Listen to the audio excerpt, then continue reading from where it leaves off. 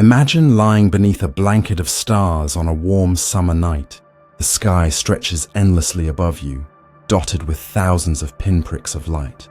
Each one of those lights is a sun, perhaps with its own family of planets orbiting in the darkness. And somewhere out there, across the vast expanse of space, there might be someone else looking up at their own night sky, wondering the same thing you are. Are we alone? And what would happen if we discovered we weren't? This is a question that has captivated humanity for generations. It sits at the intersection of science, philosophy, and our deepest hopes and fears about our place in the universe. Tonight, as you settle in and let your mind wander through the cosmos, we're going to explore this profound question together.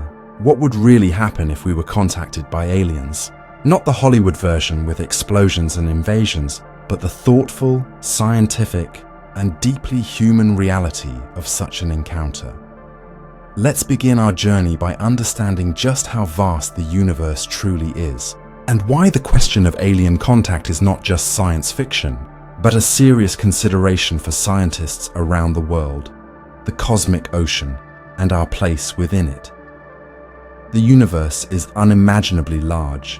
When we look up at the night sky, we're seeing only the tiniest fraction of what exists. Our Milky Way galaxy alone contains somewhere between 100 billion and 400 billion stars. That's a number so large it's almost meaningless to our human minds. If you tried to count to 100 billion, spending just 1 second on each number, it would take you over 3,000 years. And the Milky Way is just one galaxy among trillions in the observable universe. Each of those galaxies contains billions or even trillions of stars of their own.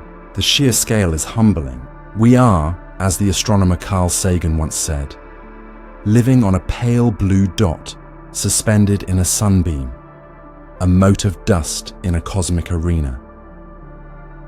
But here's what makes the question of alien contact so compelling.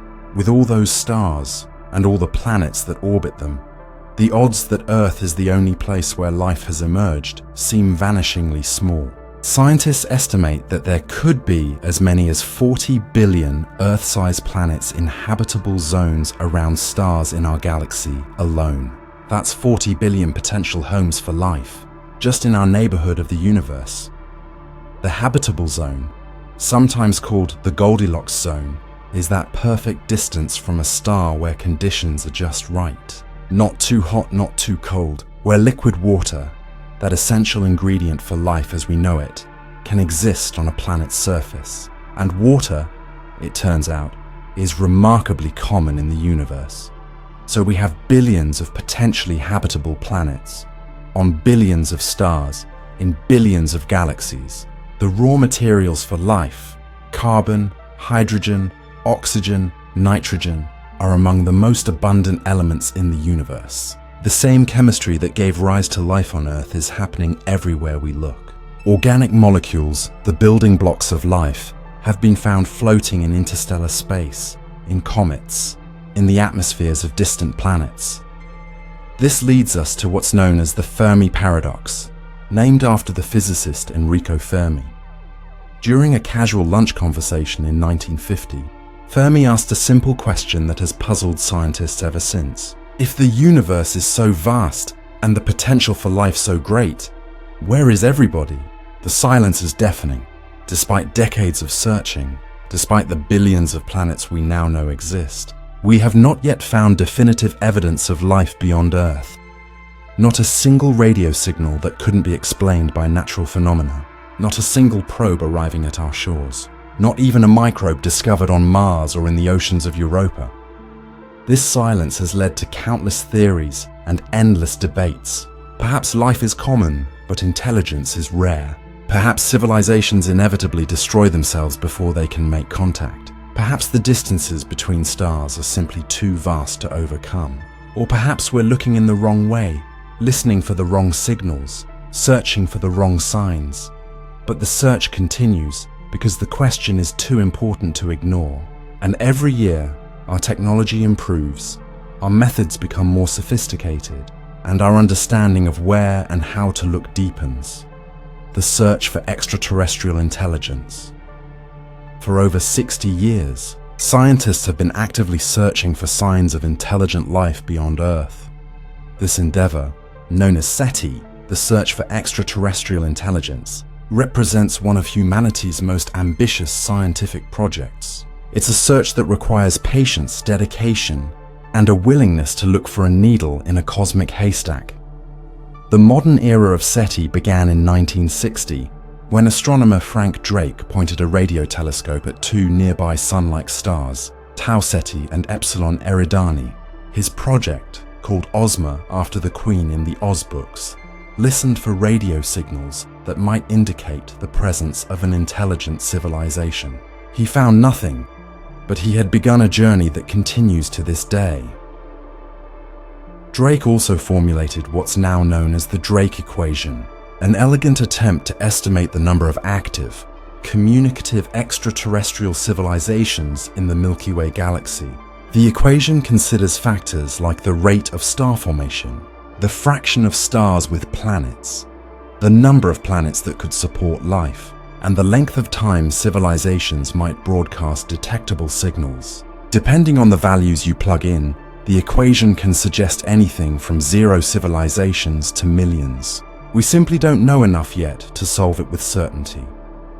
Today's SETI efforts are far more sophisticated than Drake's pioneering work. Modern radio telescopes can scan millions of frequency channels simultaneously, searching for the telltale signs of artificial signals. They look for narrow-band radio signals, the kind that nature doesn't typically produce, but that would be a hallmark of technology. The most famous SETI facility is perhaps the Allen Telescope Array in California, a collection of dozens of radio dishes working together to scan the sky. But SETI isn't limited to radio anymore. Scientists also search for optical signals, powerful laser pulses that an advanced civilization might use to signal across interstellar distances. They look for technosignatures, evidence of massive engineering projects or industrial pollution in the atmospheres of distant planets.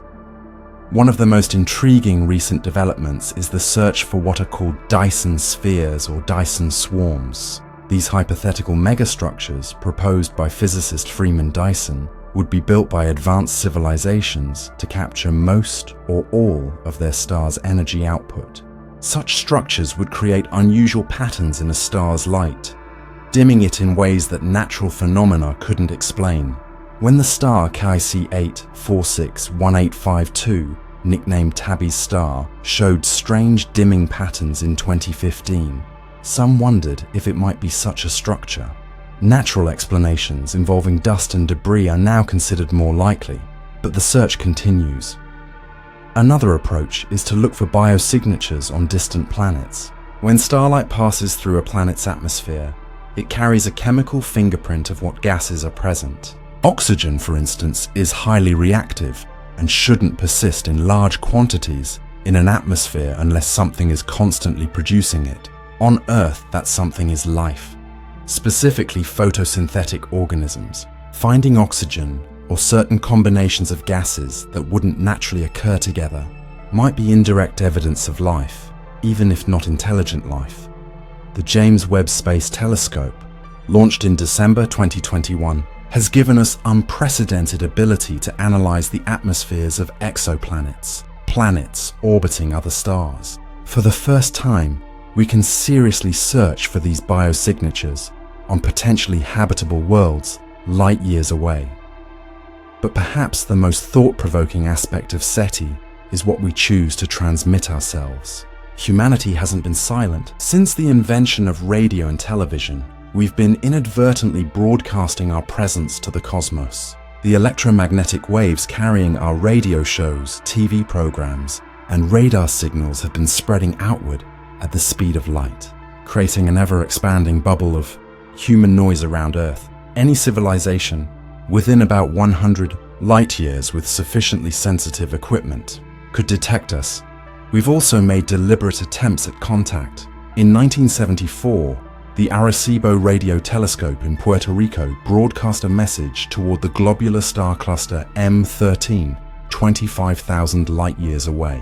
The Arecibo message, as it's called, was a simple pictogram containing information about humans, our DNA, our solar system, and the telescope itself. Even if anyone receives it, we won't hear back for 50,000 years. The Voyager spacecraft, launched in 1977, each carry a golden record containing sounds and images from Earth, a message in a bottle cast into the cosmic ocean. These spacecraft have now left our solar system, becoming humanity's first interstellar ambassadors. This brings us to an important debate in the SETI community. Should we actively try to contact alien civilizations, a practice called METI, messaging to extraterrestrial intelligence, or should we listen quietly, avoiding drawing attention to ourselves? Some scientists, including the late physicist Stephen Hawking, have cautioned against active broadcasting. They point out that we have no way of knowing the intentions of any civilization that might hear us. History has shown that when cultures with vastly different technology levels meet, it often ends badly for the less advanced civilization. Perhaps, they argue, it's wiser to remain silent and simply listen until we know what's out there. Others counter that we've already announced our presence through our inadvertent broadcasts, and that any civilization capable of reaching us would have technology so advanced that whether we actively signal or not would make little difference. They argue that the potential benefits of contact, the knowledge we might gain, outweigh the risks. This debate touches on something profound. How we search for aliens and whether we actively reach out says something about who we are as a species. Are we cautious and defensive, or curious and optimistic? The answer may shape not just our search for alien life, but our own future. The moment that changes everything. Now let's imagine it happens. After decades of silence, a signal is detected. Not the random noise of a pulsar or the hiss of cosmic background radiation, but an unmistakable pattern. Mathematical, artificial, intelligent. What happens next would be one of the most carefully choreographed moments in human history, because scientists have actually thought deeply about this scenario. There are protocols in place, procedures to follow, steps designed to ensure that the news is verified, disseminated properly, and that humanity speaks with a unified voice if we choose to respond. The first step would be verification. In science, extraordinary claims require extraordinary evidence. Before any announcement could be made to the world, the signal would need to be confirmed. Could it be terrestrial interference? A satellite? A hoax? Other radio telescopes around the world would be asked to point at the same region of sky to see if they detect the same signal. The SETI Post-Detection Protocol, established by the International Academy of Astronautics, outlines what should happen. The discoverer would first verify the signal through their own channels, then notify the Secretary General of the United Nations, the International Telecommunication Union, and other relevant scientific organizations. The discovery would be announced to the public through scientific channels and the press, but only after verification. Imagine being the scientist who makes that discovery. You're working a night shift, monitoring data streams from a radio telescope. Most nights it's routine. You see patterns that look promising for a moment, then resolve into something mundane. But tonight, something is different.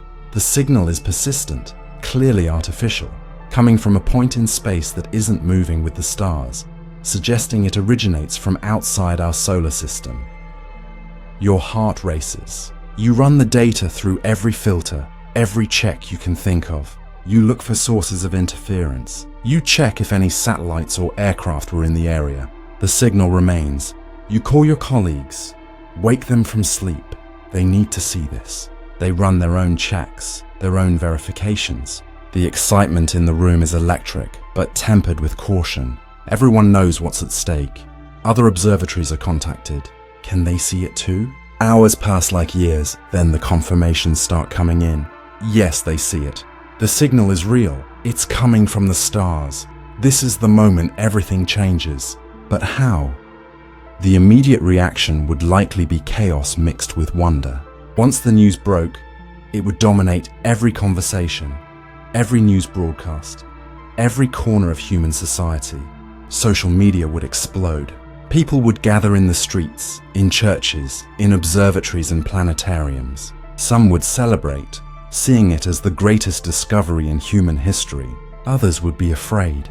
Centuries of science fiction making them wary of the unknown. Scientists would be racing to analyze every aspect of the signal. Where exactly is it coming from? How far away? What is it saying? Is it directed at us specifically, or is it a general beacon, a lighthouse calling out to anyone who might be listening? The content of the message would be crucial. A simple mathematical pattern, like the prime numbers or the value of pi, would indicate intelligence but tell us little else. It would be proof that we're not alone, but not much more. However, a complex message containing information, images, or data would be infinitely more valuable and more challenging to decode. This is where the field of mathematical linguistics would become crucial. Scientists and mathematicians would work to find patterns, to establish a Rosetta Stone that could help us understand an alien language. They would look for mathematical concepts, universal physical constants, anything that might serve as common ground between our minds and theirs. Humanity faces the mirror. While scientists work to decode the message, the world's governments would be grappling with unprecedented questions. Who speaks for Earth? Who decides if and how we respond? These aren't just technical questions. They're deeply political and philosophical ones. The United Nations would likely take a central role, as it's the closest thing we have to a global governing body. But even within the UN, there would be disagreements. Different nations have different priorities, different fears, different hopes for what contact might mean. Some countries might see opportunity in alien contact, a chance to leapfrog their competitors through access to advanced knowledge or technology. Others might see threat, a potential upset to the global balance of power.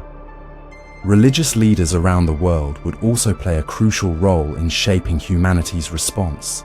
The discovery of intelligent alien life would raise profound theological questions. How do different faiths reconcile their beliefs with the existence of other intelligent beings? Some religious traditions might embrace the discovery, seeing it as further evidence of creation's vastness and diversity.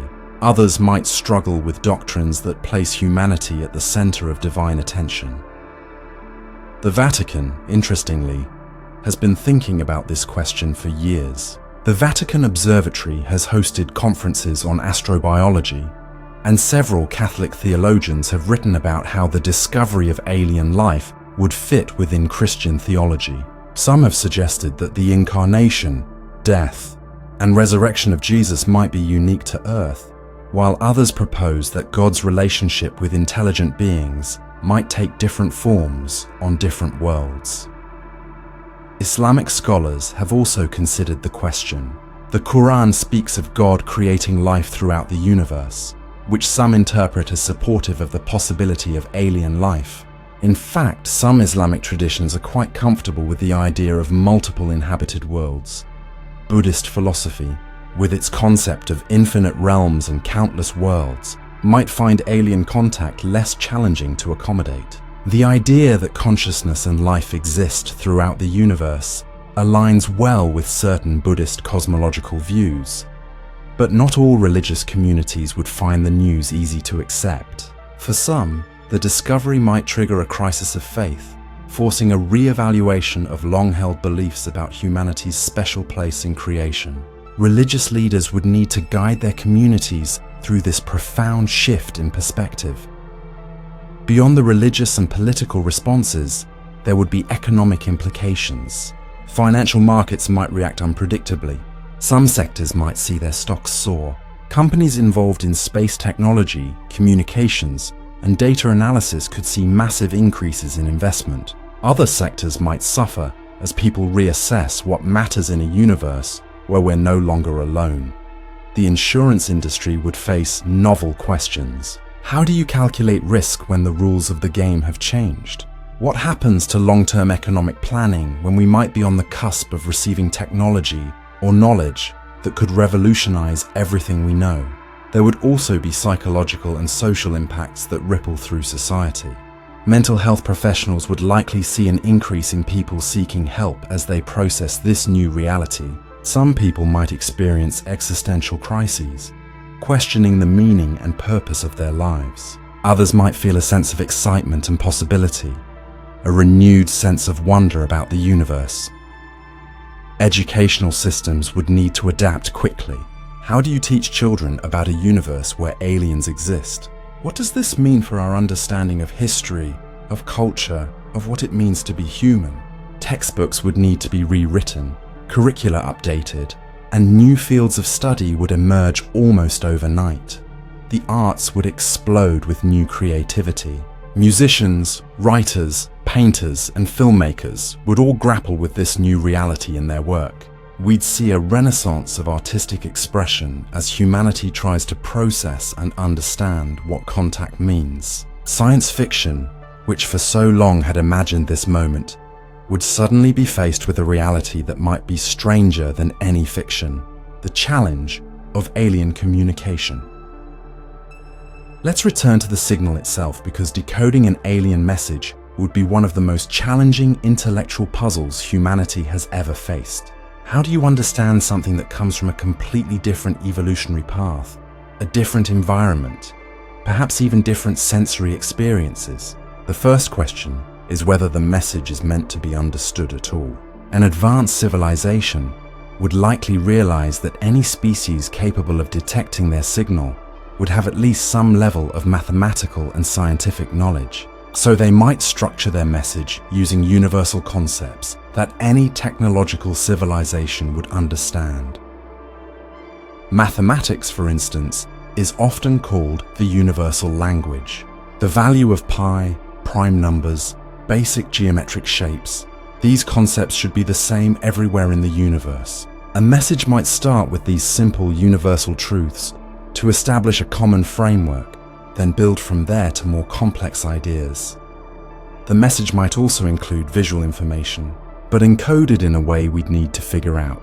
Imagine receiving a long string of ones and zeros. Within that string might be instructions for how to arrange them into a two-dimensional grid.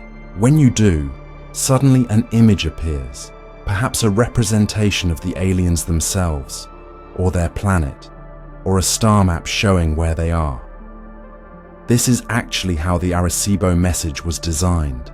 It contained exactly 1,679 binary digits, which is the product of two prime numbers, 23 and 73. Any mathematical civilization would recognize this structure and realize that arranging the digits in a 23 by 73 grid might reveal something meaningful. When you do that, a simple pictogram appears. An alien civilization might use a similar approach, but on a much more sophisticated level. They might send enormous amounts of data that, when properly decoded, contain images, sounds, perhaps even three-dimensional holographic information or mathematical descriptions of their science and technology. But there's a deeper challenge. Even if we can decode the format of the message, can we understand its content? Human language is deeply tied to human experience. Our concepts, our metaphors, our ways of thinking are all shaped by living on Earth, by having bodies like ours, by evolving in environments like ours. Consider something as simple as color. We see a small slice of the electromagnetic spectrum that we call visible light. We have 3 types of color receptors in our eyes, allowing us to see millions of different colors. But an alien species might see entirely different parts of the spectrum. They might have more or fewer types of receptors. The concept of red might be completely meaningless to them, or they might have a dozen words for colors we can't even imagine, or consider more abstract concepts. What if the aliens don't experience time the way we do? What if their consciousness is fundamentally different? Perhaps distributed across multiple bodies or existing in states we can't comprehend. How would we even begin to understand a message from such beings? There's also the question of motivation. Why would they send a message at all? What would they want us to know? Some scientists speculate that an initial message might be a simple greeting, proof of existence, and perhaps basic information about the senders. Others suggest that an advanced civilization might send an encyclopedia, a vast library of information designed to help younger civilizations develop. But there could be darker possibilities too. The message might be a warning, telling us to stay silent, to avoid drawing attention to ourselves. It might describe threats we haven't yet imagined, dangers that await technological civilizations, or it might contain information that, while not intended to be harmful, could be dangerous in the wrong hands. This raises an important question that has been debated extensively in the SETI community. Should the contents of an alien message be shared freely with everyone, or should access be restricted? On one hand, this would be arguably the most important discovery in human history, something that belongs to all of humanity. On the other hand, what if the message contains information that could be weaponized or that could destabilize society? Most SETI protocols suggest that information should be shared openly. The rationale is that trying to keep such a discovery secret would be both impossible and unethical. In our connected world, information spreads too quickly to contain. Better to share it transparently and work together to understand and respond to it. Should we answer? This brings us to perhaps the most contentious question of all. If we receive a message, should we respond? And if so, what should we say? The SETI Post-Detection Protocol actually suggests that no response should be sent until appropriate international consultations have taken place. This makes sense. A response to an alien civilization shouldn't be the impulsive decision of a single person or even a single nation. It should represent humanity as a whole. But reaching a consensus among billions of people with different cultures, values, and perspectives would be extraordinarily difficult. What message could possibly represent all of humanity? Do we emphasize our scientific achievements, our art and culture, our diversity?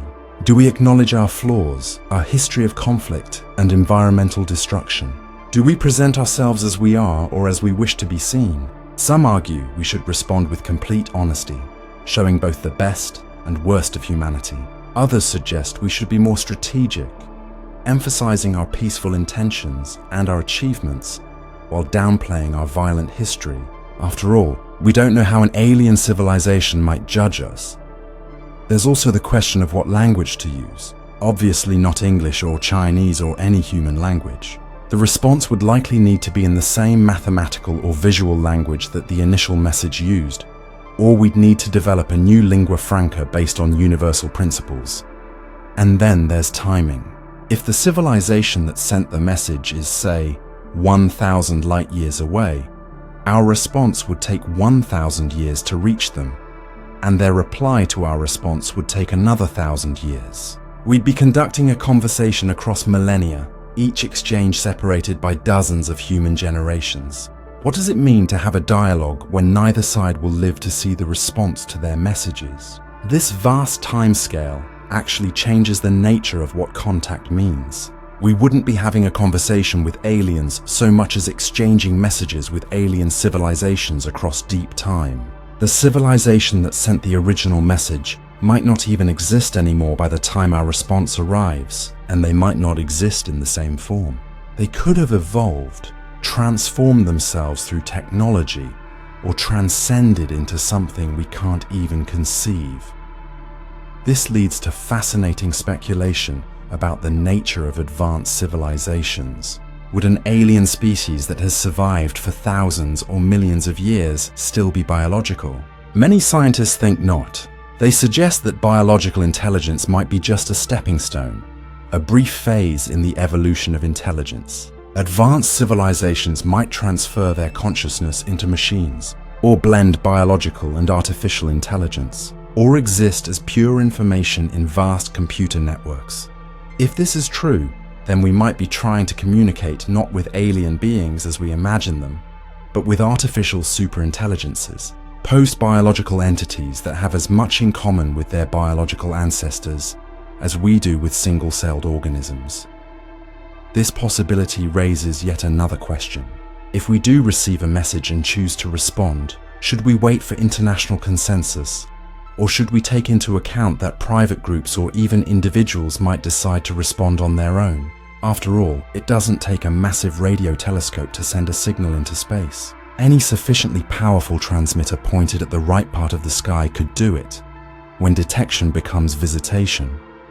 So far, we've been talking about receiving a message, a radio signal or laser pulse carrying information across the light years. But what if contact takes a different form?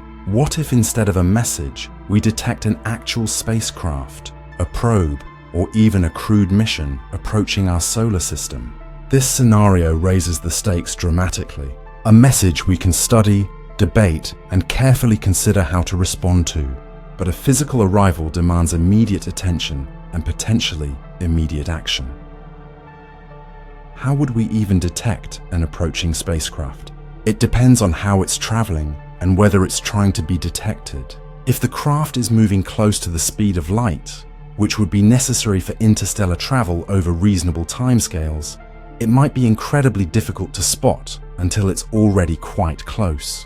The Doppler shift of light reflecting off such a fast-moving object could make it nearly invisible to our current detection methods. On the other hand, if the craft is decelerating as it approaches our system, we'd likely see that. You can't slow down from near-light speeds without releasing enormous amounts of energy. The radiation from such braking would be visible across vast distances, giving us years or even decades of warning. In 2017, astronomers detected an unusual object passing through our solar system. Named Oumuamua, Hawaiian for scout or messenger, this cigar-shaped object moved on a trajectory that brought it from interstellar space, around the Sun, and back out again. Its unusual shape and the fact that it accelerated slightly as it left our solar system led some scientists, notably Harvard astronomer Avi Loeb, to suggest it might be an alien probe or even a light sail, a spacecraft pushed by the pressure of starlight. Most astronomers think Oumuamua is a natural object, probably an interstellar asteroid with unusual properties. But it gave us a taste of how we might react to something truly anomalous. The scientific community studied it intensively during the brief time it was visible. SETI researchers scanned it for radio signals. None were detected, but the episode showed us that we're not quite ready for the real thing. If we did detect an alien spacecraft entering our solar system, the response would be even more dramatic than receiving a message. The object would be tracked constantly by every telescope that could see it. Governments would mobilize resources. Space agencies would discuss whether and how to send a probe to intercept it. The public would be both excited and terrified. Where would it go? If the craft headed toward Earth, that would suggest we're the focus of their attention. But they might instead head toward Mars, or the asteroid belt, or the outer solar system. They might be more interested in our sun itself, or in the raw materials of our system, than in us specifically. If they approached Earth directly, we'd face immediate practical questions. Do we try to communicate? Do we treat it as a potential threat and take defensive measures? Do we welcome them? The honest answer is that we don't have a clear plan for this scenario. There are no protocols for what to do if an alien spacecraft parks itself in orbit around Earth or lands on the surface. It would be improvisation on a global scale with the highest possible stakes. What could we learn? Let's step back from the questions of protocols and responses and consider something more fundamental. What might we actually learn from contact with an alien civilization? What knowledge might they share? And how could it transform human civilization? The potential benefits are staggering to contemplate. An advanced alien civilization might have solved problems that we're still struggling with: climate change, sustainable energy, disease, aging, poverty.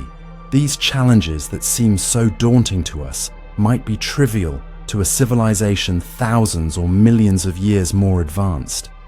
They might share scientific knowledge that leapfrogs our current understanding by centuries. New physics that allow for faster-than-light travel or communication.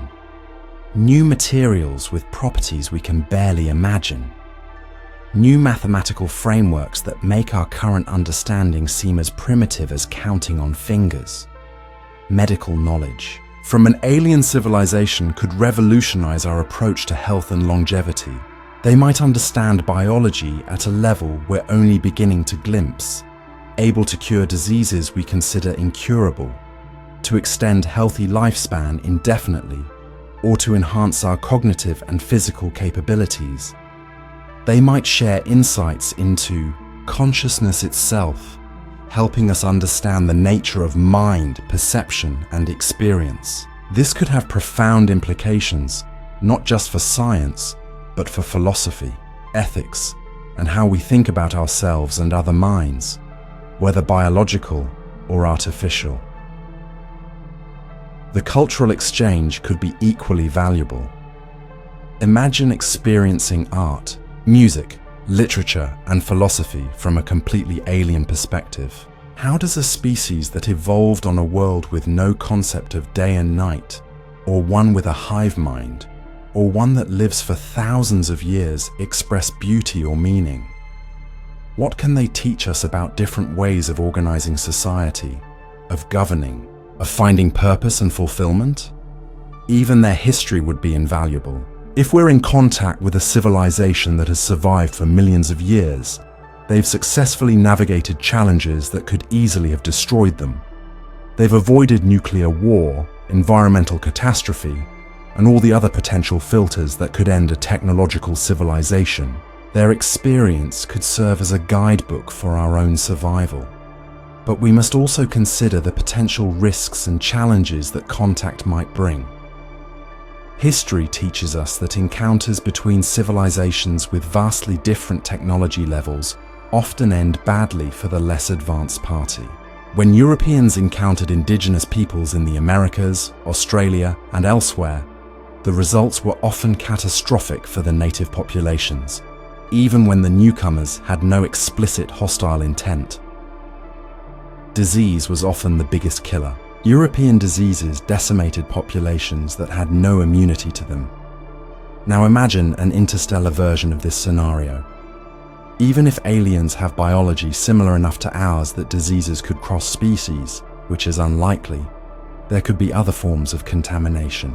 Alien microorganisms, prions, or even just novel chemical compounds could pose unforeseen dangers. But the risks aren't just biological. There are psychological and cultural dangers too. What happens to human civilization if we suddenly have access to technology and knowledge far beyond our current capabilities? Some worry about a kind of cultural stagnation.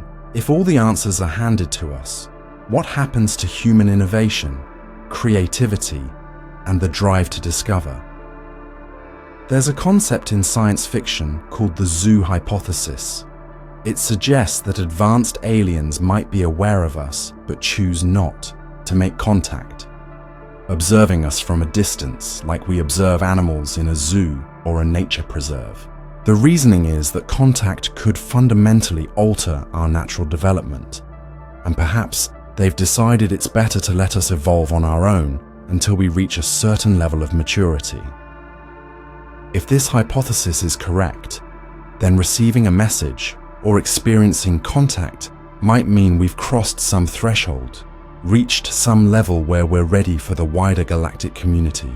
But it might also mean the aliens have decided that the danger of contact is now outweighed by other factors. Perhaps they see us as approaching a crisis point and believe intervention is necessary. There's also what's called the dark forest hypothesis, a more chilling possibility. This theory suggests that the universe is like a dark forest full of armed hunters, and every civilization is trying to stay hidden because revealing yourself could draw the attention of hostile powers. In this scenario, the silence we observe isn't because civilizations are rare, but because they're all hiding. If the dark forest hypothesis is true, then loudly broadcasting our presence, as we've been doing for the past century, might have been a terrible mistake. And receiving a message might not be from benevolent explorers, but from something far more dangerous. Stephen Hawking famously warned about the risks of contact. He suggested that aliens might simply raid Earth for resources, just as European colonizers exploited the Americas. If they've mastered interstellar travel, they probably don't need our resources, the argument goes, as the universe is full of raw materials. But Hawking countered that they might want our planet itself, a rare habitable world that could be valuable precisely because planets like Earth might be uncommon.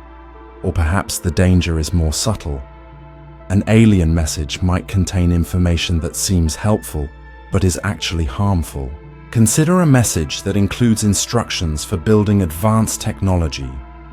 What if that technology has unintended consequences we don't understand?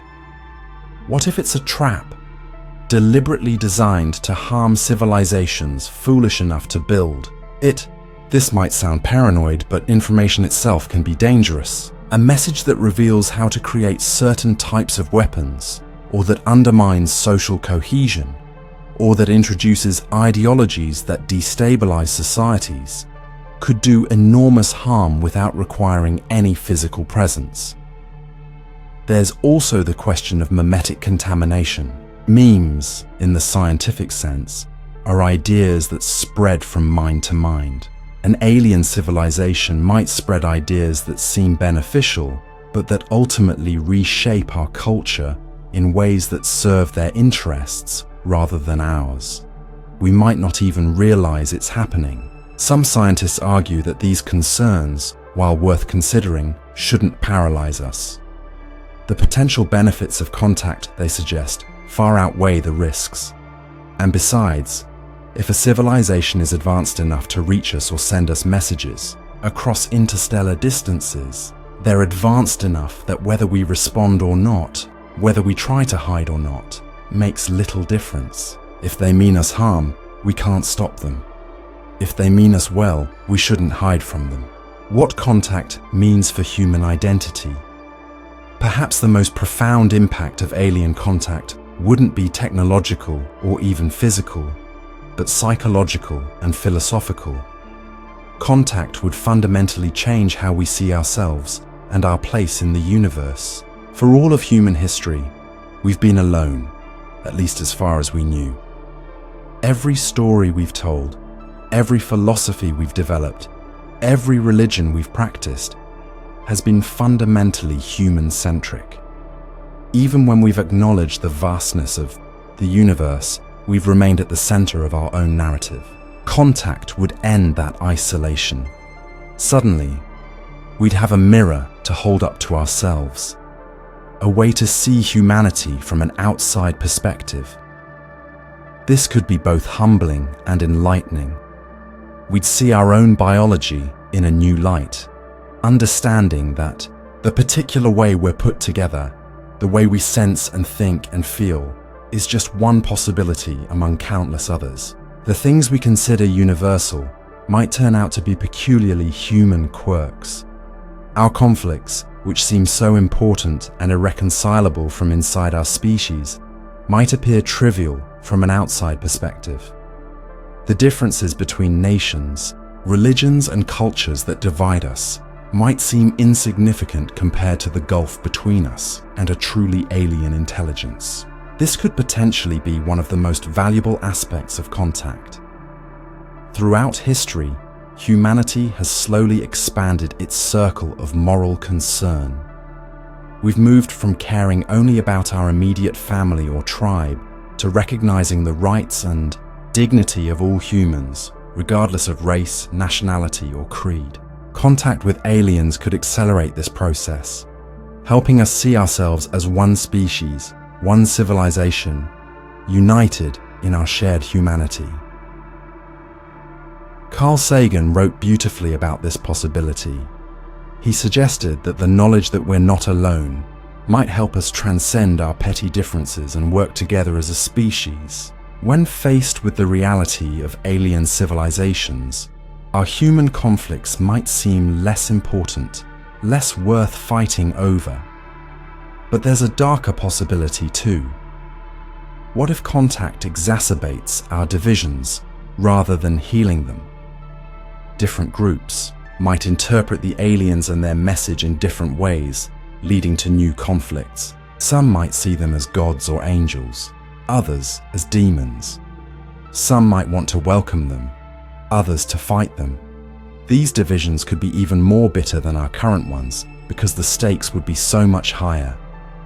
There's also the question of how contact might affect our sense of purpose and meaning. For many people, meaning comes from feeling that they're part of something larger, something important. What happens when we discover we're just one species among many, perhaps not even a particularly special or advanced one? Some people might find this liberating, a relief from the burden of thinking we're alone and responsible for being the universe's only consciousness. Others might find it devastating, a blow to their sense of significance and purpose. Philosophers and psychologists would have important roles to play in helping humanity process and adapt to this new reality. We'd need new frameworks for understanding our place in a cosmos that's suddenly much more crowded and complex than we imagined. What we can do now. Given all these possibilities and uncertainties, what can we actually do to prepare for potential contact? It turns out there's quite a bit, and much of it involves improving ourselves and our civilization, regardless of whether aliens ever make contact. First, we can continue and expand our search efforts. Better telescopes, more sophisticated detection methods, and more comprehensive surveys of the sky all increase our chances of detecting a signal or finding evidence of alien technology. Organizations like the SETI Institute continue this work, but they need funding and support. We can also work on developing better protocols for response. The current SETI protocols are a good start, but they need to be refined and updated. More countries and organizations need to be involved in creating these frameworks. We need clear chains of communication, decision-making processes that are both democratic and efficient, and contingency plans for different scenarios. Education is crucial too. The more people understand about the science of astrobiology, the search for alien life, and the realistic possibilities and challenges of contact, the better prepared we'll be as a society. Science literacy helps combat misinformation and panic, and it enables more people to participate meaningfully in discussions about how we should respond. We should also be thinking about how to preserve and present human culture and knowledge. If we do make contact, how do we represent ourselves? What art, music, literature, and history do we choose to share? These aren't just academic questions, but deeply important ones about how we want to be seen and understood. Some organizations are already working on this. The Long Now Foundation, for instance, thinks about long-term challenges facing humanity.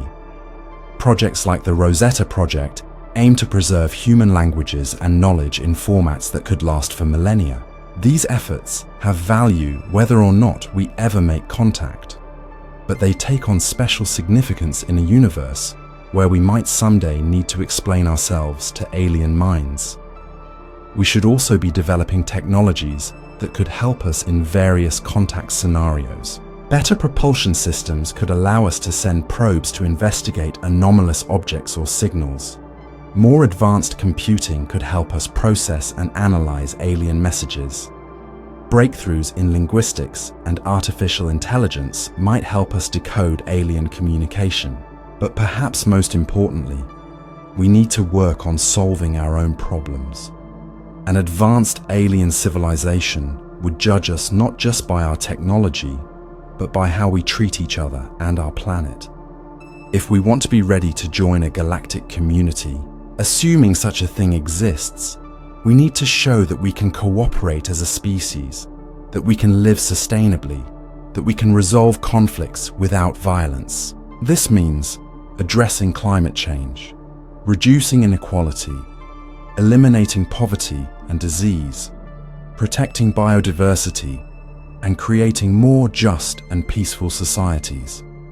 These goals are worthwhile regardless of whether aliens exist, but they take on added importance if we consider that we might someday need to prove ourselves worthy of contact. There's a concept in SETI circles called the Great Filter. It's the idea that there's some barrier, some challenge that civilizations must overcome to survive and thrive. Maybe it's developing technology without destroying yourself in nuclear war. Maybe it's managing climate change and environmental degradation. Maybe it's creating artificial intelligence without being replaced or destroyed by it. The fact that we don't see evidence of many advanced civilizations suggests that the Great Filter is real and significant. The question is whether it's behind us or ahead of us. Have we already passed the most dangerous hurdles, or are the biggest challenges still to come? If the filter is ahead of us, then preparing for contact means preparing to survive as a civilization. It means developing wisdom to match our technology, creating institutions that can manage power responsibly, and fostering values that prioritize long-term flourishing over short-term gain. Not all contact looks the same. We've been focusing mainly on receiving a deliberate message or detecting an approaching spacecraft, but contact could take many other forms, some much more subtle and gradual. We might find evidence of alien life, not through direct communication, but through indirect signs. Astronomers might detect clear biosignatures in the atmosphere of a distant exoplanet, gases that could only be produced by living organisms. This wouldn't be contact with intelligent aliens, but it would still revolutionize our understanding of life's prevalence in the universe. Or we might find technosignatures, evidence of alien technology, without receiving any message. Unusual dimming patterns around a star might indicate megastructures. Spectral signatures might reveal industrial pollution in an alien atmosphere. Traces of nuclear fission products might suggest the use of atomic energy, or worse, nuclear war. These indirect discoveries would confirm that we're not alone, and that technological civilization is possible. But they wouldn't give us the opportunity for dialogue. We'd be cosmic archaeologists, studying distant civilizations that might not even know we exist. Another possibility is that we might find evidence of alien visitation in our own solar system, but from the distant past. Some scientists have speculated that alien probes might have visited Earth or our solar system millions or billions of years ago. If they left any artifacts behind, they'd be incredibly old and might be mistaken for natural formations. A few researchers have suggested conducting archaeological surveys on the Moon or Mars, looking for any signs of ancient visitation. The Moon's surface, unchanged by weather or plate tectonics, could preserve evidence for billions of years. Mars, with its long geological history, might also hold clues. This scenario raises fascinating questions. What if we find a billion-year-old alien artifact on the Moon? What if it still works? What if it was left specifically for species like us to find when we became capable of space travel? There's also the possibility of what's called the zoo or laboratory scenario in different forms. Perhaps aliens are already here, observing us without revealing themselves. They might have sophisticated camouflage or stealth technology. They might operate on scales or in dimensions we can't perceive. They might be watching and studying us, perhaps even running experiments without our knowledge. This sounds like science fiction, and it probably is, but it's not impossible. A sufficiently advanced civilization could potentially observe us without being detected, especially if they've had millions of years to perfect their techniques. Then there's the simulation hypothesis, which suggests that our entire reality might be a simulation created by advanced beings. If true, then in a sense we're already in contact with aliens. We're their creation, we just don't realize it. This idea has gained some traction among philosophers and even some physicists, though it remains highly speculative. The message in our DNA. Here's a truly mind-bending possibility. Some scientists have speculated that if aliens wanted to send a message that would survive across cosmic timescales, they might encode it in DNA. Life spreads throughout the universe through panspermia, the idea that microorganisms can travel between planets and even between star systems on meteors and comets. If an advanced civilization wanted to send information that would be preserved and spread throughout the galaxy, they could potentially encode it in the genetic material of hardy microorganisms and release them into space. These organisms would spread to other worlds, and any civilization that evolved to the point of being able to sequence DNA would eventually find the message. This idea was explored in Carl Sagan's novel Contact, where the protagonist discovers a message encoded in the mathematical constant pi. But encoding information in the DNA of life itself is an even more profound concept. It means the message would be copied billions upon billions of times, preserved in every living thing, waiting to be discovered. Some researchers have looked for patterns in Earth's genetic code that might indicate artificial design. So far, nothing definitive has been found, but the search continues. It's a long shot, but if such a message exists, it would be the ultimate hidden signal, waiting in every cell of our bodies for us to become sophisticated enough to read it. What aliens might be like. Throughout this journey, we've been somewhat vague about what aliens might actually be like. That's because we genuinely don't know, and the possibilities are vast. But we can make some educated guesses based on our understanding of biology, evolution, and the conditions on different types of worlds. Life, as we understand it, requires certain basics. Liquid water is crucial because it's an excellent solvent and facilitates the chemical reactions necessary for life. Carbon is essential because it can form the complex molecules needed for biological processes. Energy is necessary to drive those processes, whether from a star, chemical reactions, or geothermal heat. Given these requirements, we can speculate about different types of aliens based on different planetary environments. A planet orbiting close to a red dwarf star, the most common type of star, might be tidally locked, with one side always facing the star and the other in permanent darkness. Life there might cluster in the twilight zone between eternal day and eternal night.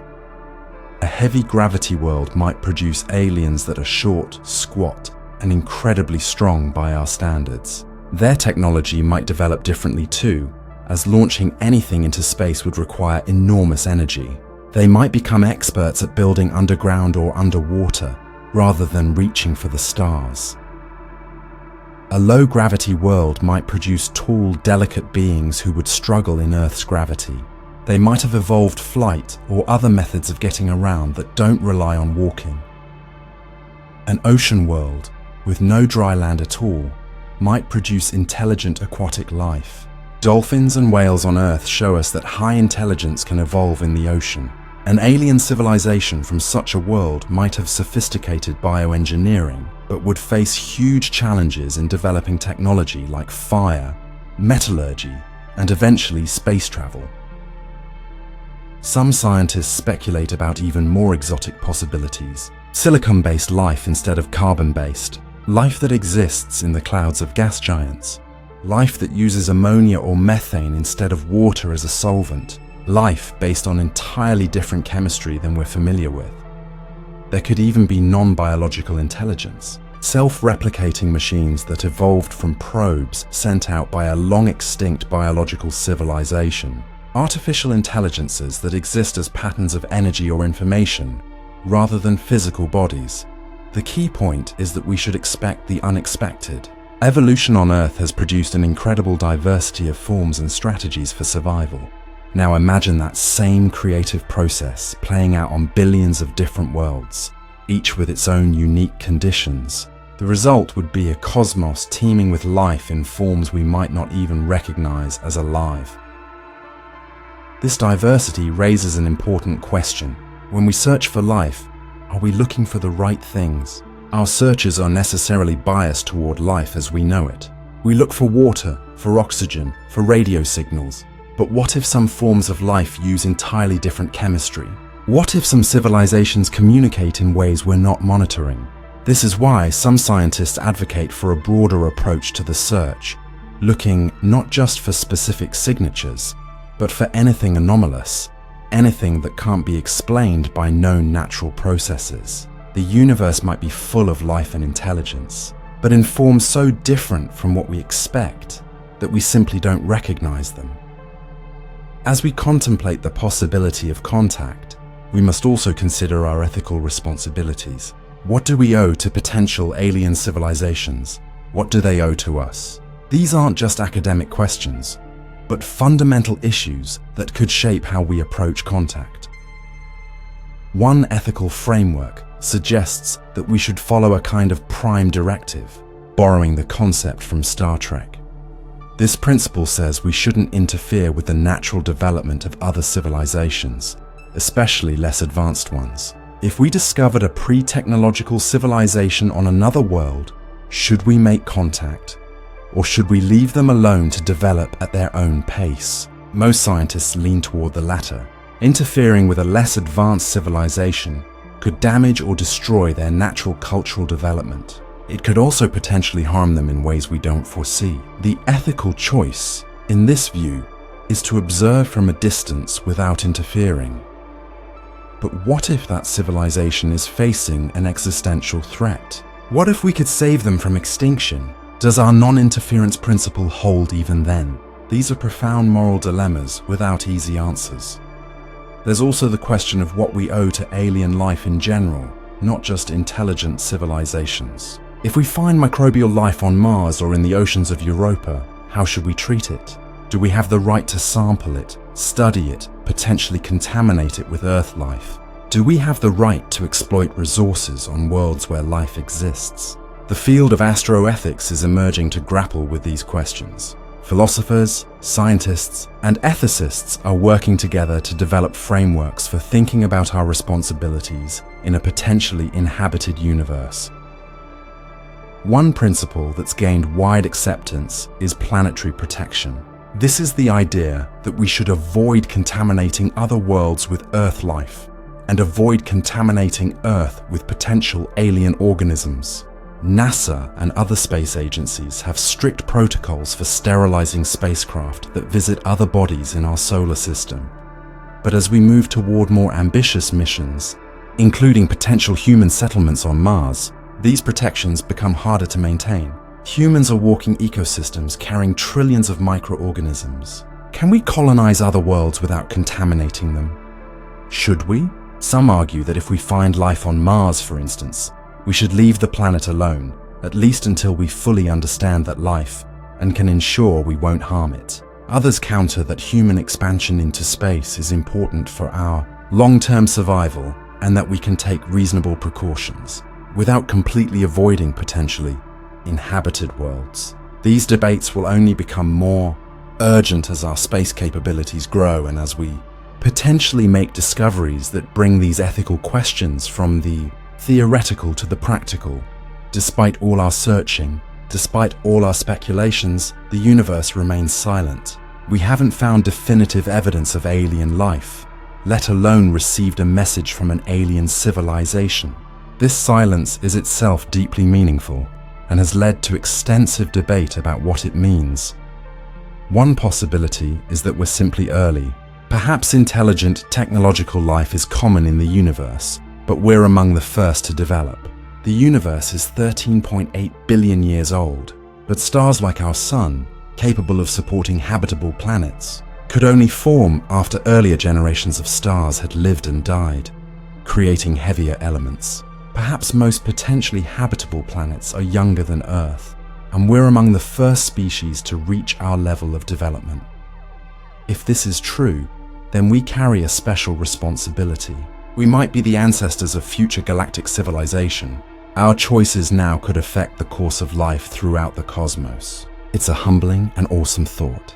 Another possibility is that we're late, that countless civilizations have risen and fallen before us, but they've all either destroyed themselves or transcended into forms we can't detect or recognize. Maybe the galaxy was once filled with radio chatter, But all those civilizations have moved beyond such primitive communication methods, or they've destroyed themselves through war, environmental collapse, or technological catastrophe. This is a sobering thought. It suggests that the silence isn't because life is rare, but because survival is difficult. It implies that ahead of us lie challenges so severe that most civilizations fail to overcome them. The Great Filter isn't behind us, but ahead, and the silence is the universe's way of warning us about dangers we haven't yet faced. Then there's the possibility that we truly are alone, or at least so rare that we might as well be. Perhaps the emergence of life requires such an improbable chain of circumstances that Earth is unique, or nearly so. Perhaps intelligence is an evolutionary fluke that almost never happens. Perhaps technological civilization requires such a specific combination of factors that we're the only one in our cosmic neighborhood. This possibility is both humbling and terrifying. It would mean that Earth is incredibly precious, that human civilization and all life on our planet represents something essentially unique in the cosmos. The responsibility would be overwhelming. We would be the universe's only way of knowing itself, its only consciousness, its only hope for creating meaning and beauty. Some find this possibility inspiring rather than depressing. It suggests that our existence is miraculous, that every human life participates in something cosmically significant.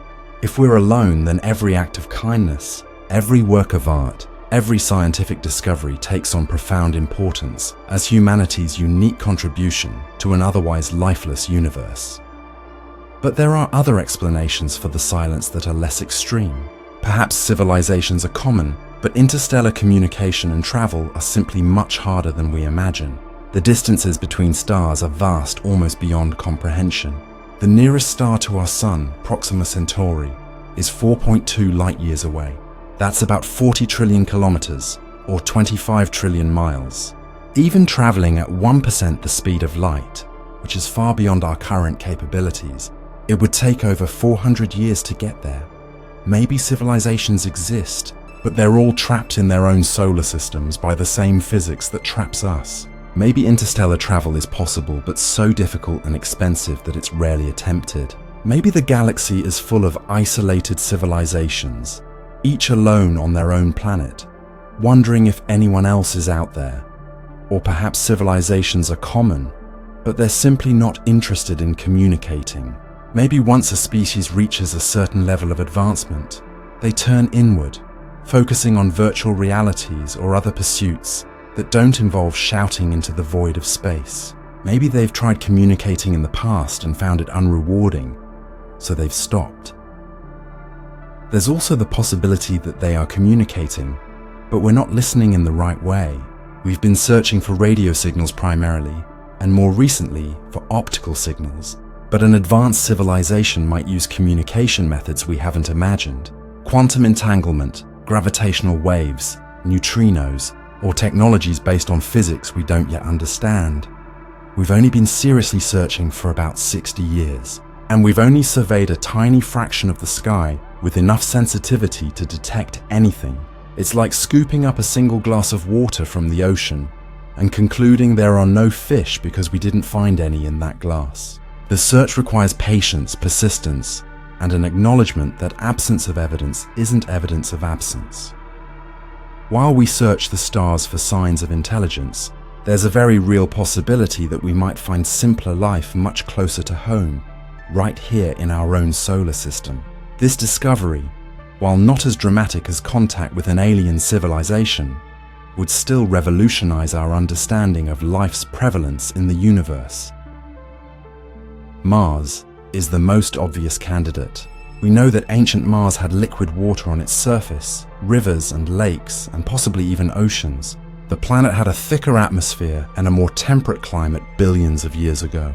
If life emerged on Earth during that same period, it might have emerged on Mars too.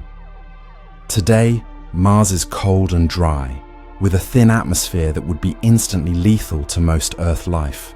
But microorganisms could potentially survive in protected niches underground, where there might still be liquid water and where the radiation from space can't penetrate. Multiple Mars rovers have been searching for signs of past or present life, and future missions will continue this search. Finding even fossilized microorganisms on Mars would be profound. It would prove that life can arise on other worlds, that Earth isn't unique. And if life arose independently on two planets in the same solar system, it suggests that life is probably common throughout the universe. But there's an intriguing complication.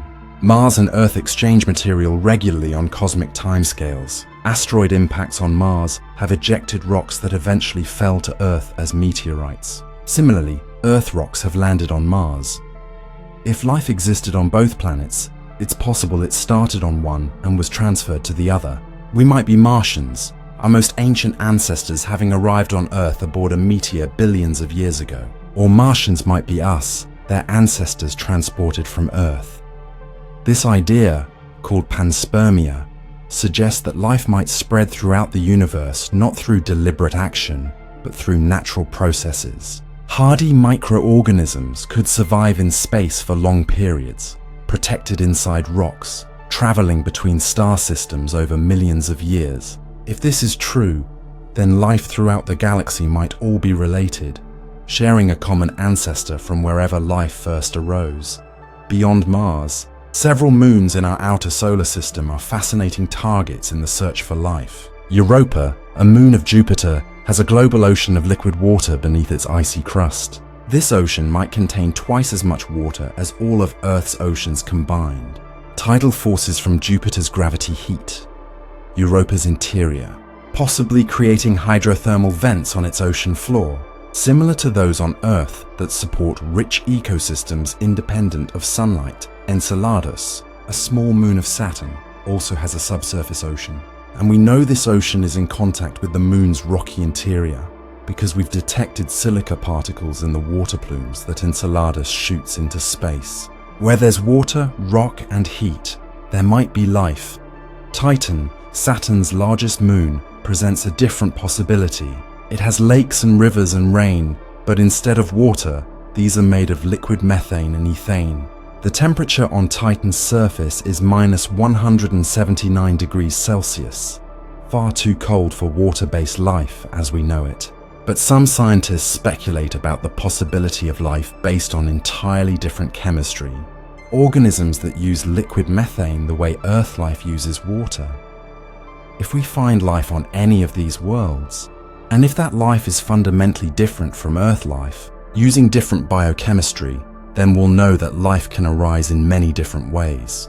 We'll know that the universe is probably teeming with life in forms diverse beyond our current imagination.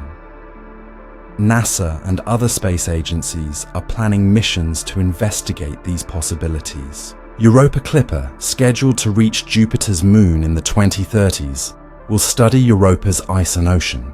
Similar missions to Enceladus and Titan are being considered. Within our lifetimes, we might discover that our solar system hosts multiple independent origins of life. As we contemplate contact with alien intelligence, perhaps the most important preparation isn't technological or political, but psychological and spiritual. We need to prepare ourselves as individuals and as a species for a potentially radical shift in how we understand our place in the cosmos. This preparation involves cultivating certain qualities and perspectives. Humility is paramount. We need to recognize that we might not be the most intelligent or advanced life in the universe. Our ways of thinking and doing things might not be the best or only ways. We need to be ready to learn, to have our assumptions challenged, to discover that we were wrong about things we thought we understood. At the same time, we need confidence in our own worth and value. Even if we're not the most advanced civilization, we have our own unique perspective and contributions to offer. Human culture, art, philosophy, and science have value regardless of how they compare to alien achievements. We are valid and worthy of respect simply by virtue of being conscious, experiencing beings. We need to cultivate curiosity and openness. Contact with aliens would present us with the ultimate opportunity to learn, to grow, to expand our understanding, but only if we approach it with genuine openness rather than fear or preconception. We need to be willing to have our minds blown, to encounter ideas and perspectives that don't fit into our current frameworks. We also need to develop wisdom about how to use knowledge responsibly. If we do receive information from an advanced civilization, we'll face choices about how to apply it. Technology is never neutral. It can be used for good or ill. A species wise enough to survive contact needs to be thoughtful about how it integrates new knowledge and capabilities. Compassion is crucial too. Whatever form aliens take, they'll be conscious beings with their own experiences, hopes, fears, and values. We need to approach them with empathy and ethical consideration, even if they're very different from us. This means extending our moral circle beyond humanity, recognizing that other minds matter regardless of what form they take. Perhaps most importantly, we need to work on solving our own problems and becoming the best version of humanity we can be. If we want to be ready to join a community of spacefaring civilizations, we need to demonstrate that we can cooperate as a species, live sustainably, and create a just and peaceful world. This isn't just about impressing hypothetical aliens. These are challenges we need to overcome for our own sake, to ensure our long-term survival and flourishing. But framing them in the context of potential contact can be motivating. It gives us a cosmic perspective on our struggles and achievements. Even if we never receive contact in our lifetimes, humanity is already sending messages to the cosmos, both intentional and inadvertent. Our radio and television broadcasts have been radiating into space for over a century. Any civilization within about 100 light years with sensitive enough equipment could detect these signals and learn something about us. What would they learn? They'd detect patterns in our transmissions that indicate intelligence and technology. If they could decode our broadcasts, they'd see our entertainment, our news, our conflicts and achievements. They'd get a window into human civilization in the 20th and 21st centuries, for better or worse. We've also sent deliberate messages. The plaques on Pioneer 10 and 11, launched in the early 1970s, show images of humans, our solar system, and our location in the galaxy. The Voyager Golden Records contain sounds and images from Earth, a kind of time capsule meant to communicate something essential about humanity to whoever might find them in the distant future. These artifacts are now beyond our solar system, traveling through interstellar space. They'll outlast our civilization, possibly by billions of years. Long after humanity is gone, these silent ambassadors will continue carrying our message to the stars. There's something profound and poignant about this. We're putting a message in a bottle and casting it into the cosmic ocean, not knowing if anyone will ever find it, but feeling compelled to try anyway. It speaks to something deep in human nature. This desire to reach out, to connect, to say we were here, we existed, we mattered. Some people have proposed more ambitious projects. The Long Now Foundation's Rosetta Project is creating an archive of human languages that could last for thousands of years. Some scientists have suggested building a repository of human knowledge, art, and culture that could survive potential catastrophes and serve as a record of our civilization for future archaeologists, whether human or alien. These efforts raise interesting questions about what we choose to preserve and transmit. What aspects of human culture are most important? What should we want aliens or future generations to know about us? Do we show our best face, or do we present an honest picture that includes our flaws and failures? There's no single answer, but the question itself is valuable. It forces us to think about what we value, what we're proud of, and what we hope our legacy will be. It's a mirror that reflects back not just what we are, but what we aspire to be. Let's imagine that contact happens, that we receive an unmistakable message from an alien civilization, and that we successfully establish some form of communication. What happens to humanity in the aftermath? In the immediate term, there would be chaos and adjustment.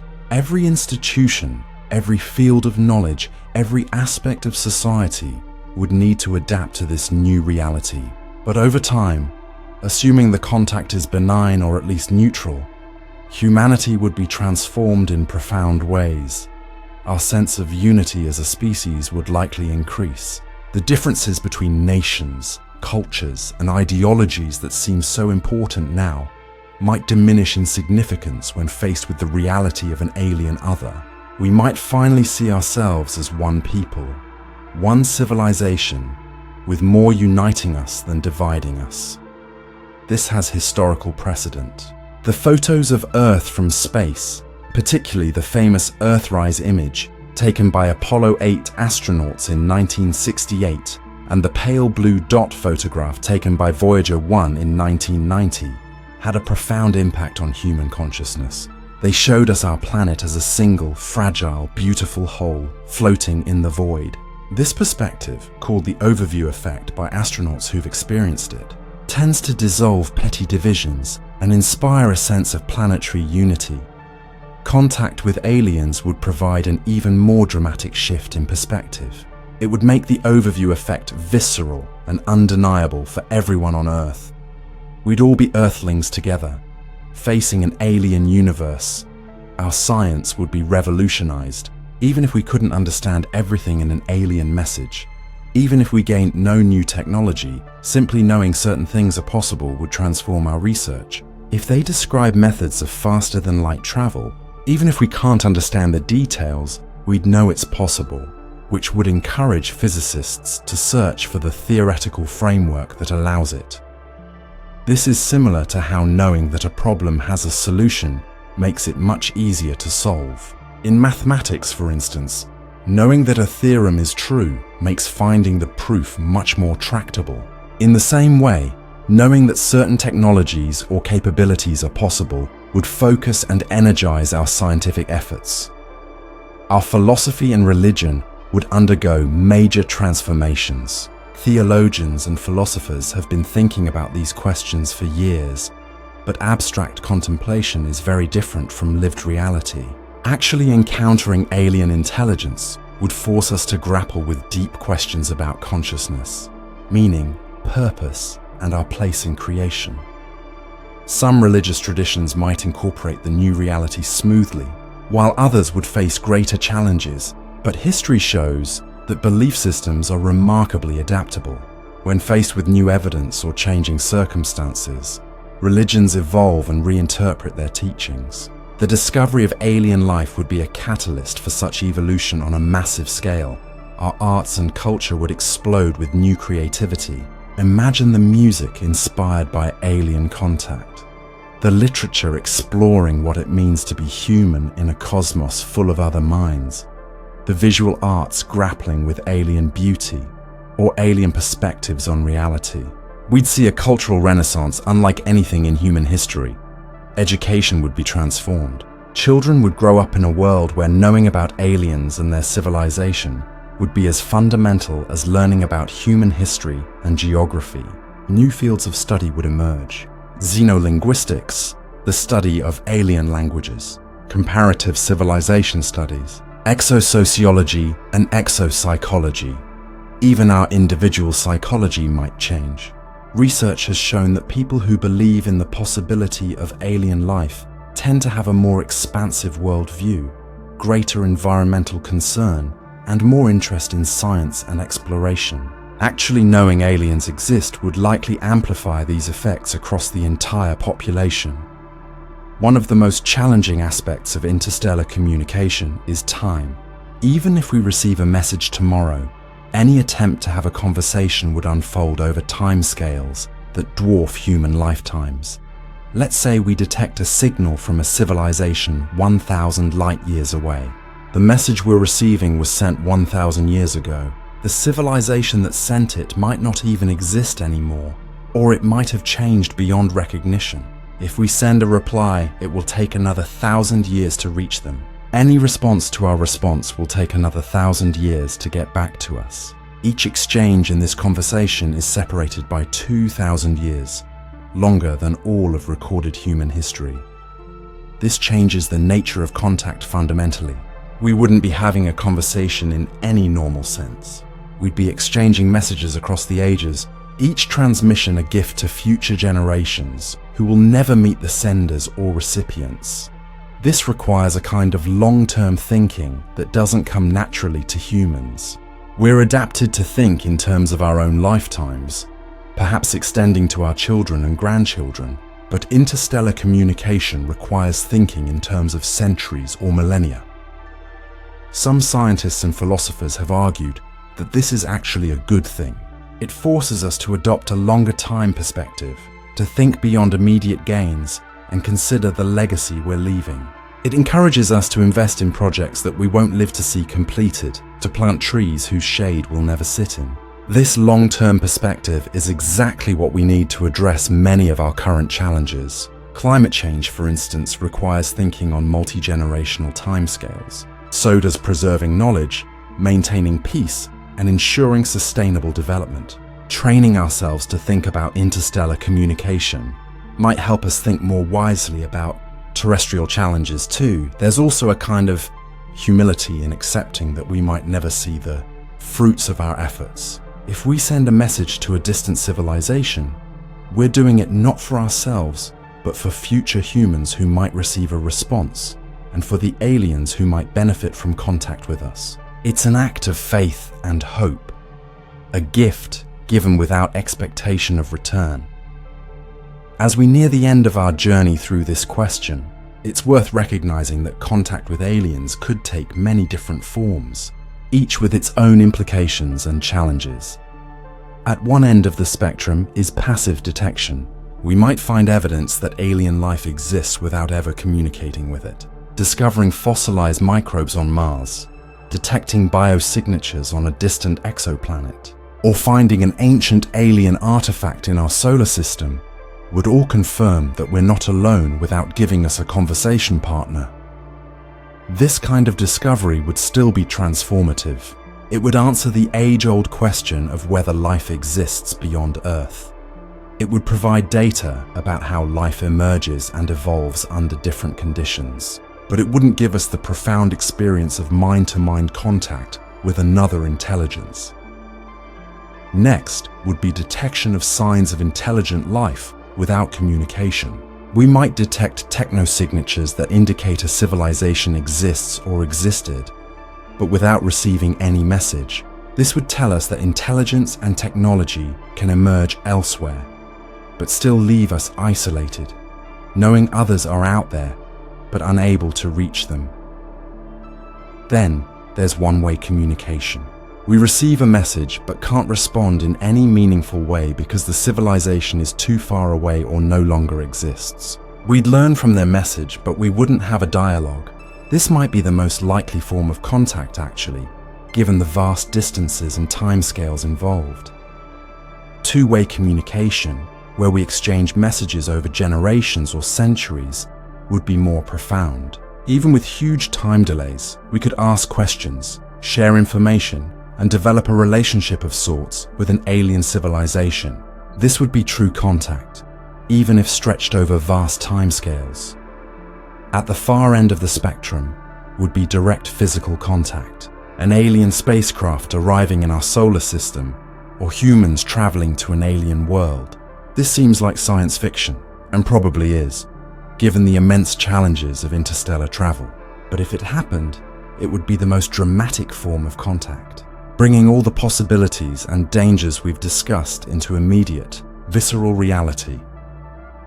Each of these scenarios would affect humanity differently and would require different responses, but all of them share one thing in common. They would expand our horizons, force us to think beyond ourselves, and connect us to something larger than our own species and planet. A pale blue dot in context. Carl Sagan's Vision No. Discussion of humanity's place in the cosmos would be complete without returning to Carl Sagan's famous reflection on the pale blue dot photograph. In February 1990, as Voyager 1 was about to leave the solar system, Sagan convinced NASA to turn the spacecraft around and take one last picture of Earth from a distance of 6 billion kilometers. In that photograph, Earth appears as a tiny dot, less than a pixel, suspended in a beam of sunlight. Looking at that image, Sagan wrote words that capture something essential about our situation and our need for a cosmic perspective. He spoke of how everyone we've ever loved, every human who ever lived out their lives on that mote of dust. All our joys and sufferings, all our religions and ideologies, all our wars and conflicts played out on that barely visible speck. He reflected on the folly of thinking that this tiny fragment of the universe is the center of everything, or that any particular group of humans on this dot is fundamentally superior to others. The pale blue dot perspective is humbling. It shows us how small we are in cosmic terms, how fragile our planet is, how precious and rare our existence might be, but it's not depressing.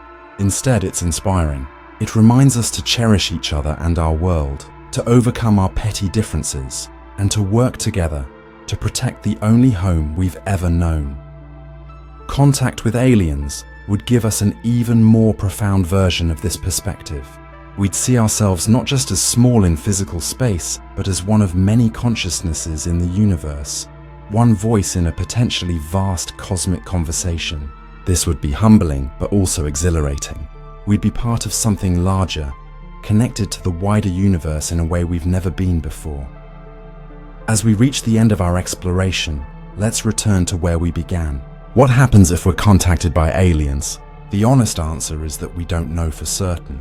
So much depends on factors we can't predict. Who the aliens are, what they want, how advanced they are, how they communicate, whether they're biological or post-biological, near or far, friendly or indifferent or hostile.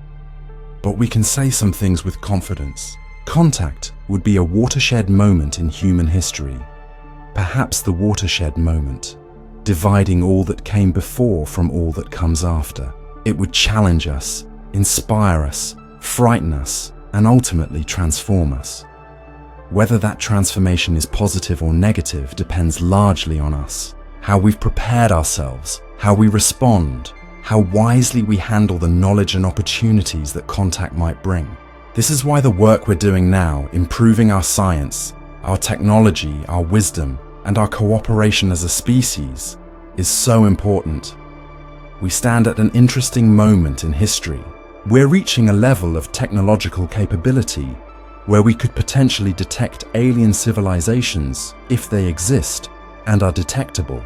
Our telescopes are powerful enough, our computers fast enough, our understanding of the universe deep enough that we have a real chance of finding evidence of life beyond Earth. At the same time, we face challenges that could determine whether we survive as a civilization. Climate change, nuclear weapons, artificial intelligence, pandemics. These are filters that could end our story before we ever make contact with aliens. Our ability to navigate these challenges will determine whether we're around long enough to answer the question of whether we're alone. In a sense, preparing for alien contact and ensuring our own long-term survival are the same task. Both require us to think long-term, to cooperate globally, to use our technology wisely, and to develop the maturity and wisdom that advanced civilizations presumably possess. The search for aliens is ultimately a search for context, for meaning, for our place in the grand scheme of things. It's driven by the same curiosity and wonder that drives all of human inquiry. We want to know, we want to understand, we want to reach beyond ourselves and touch something larger. Whether we ever receive that message from the stars, or detect that anomalous signal, or encounter that alien spacecraft, the search itself ennobles us. It represents the best of what humans can be: curious, hopeful, thoughtful, and reaching always toward the unknown. Tonight, as you drift towards sleep, you might look up at the stars, either in reality or in your imagination. Each of those points of light is a sun, perhaps with planets, perhaps with life, perhaps with someone else looking back at us across the vast dark. We don't know if we're alone, or if the universe is teeming with life and consciousness. But we keep searching, we keep hoping, we keep preparing, because the question of whether we're alone is too important to ignore, and the possibility that we might someday touch another mind across the light years is too profound to abandon. We are the universe trying to understand itself, consciousness examining consciousness, matter pondering matter. Whether we find others out there or discover we're unique, the search gives our existence meaning and purpose. It connects us to the cosmos, reminds us of the mystery and wonder that surrounds us, and inspires us to become worthy of the universe that gave us birth. Sleep well, fellow traveler. Tomorrow the search continues, and perhaps someday someone will answer.